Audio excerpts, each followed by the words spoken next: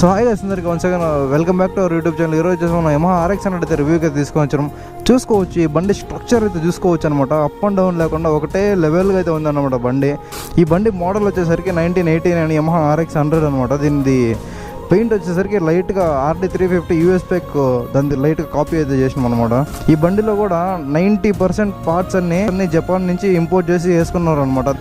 చూసుకోవచ్చు, 1.5 year అయినా కానీ దీన్ని రీస్టోర్ చేసి ఇంకా కొత్తదిగానే ఉందన్నమాట.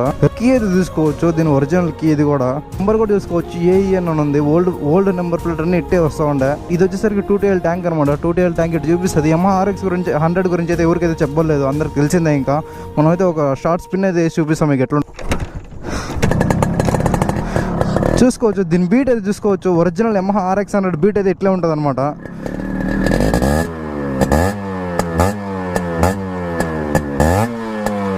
చూసుకోవచ్చు ఎట్టు వస్తుందో.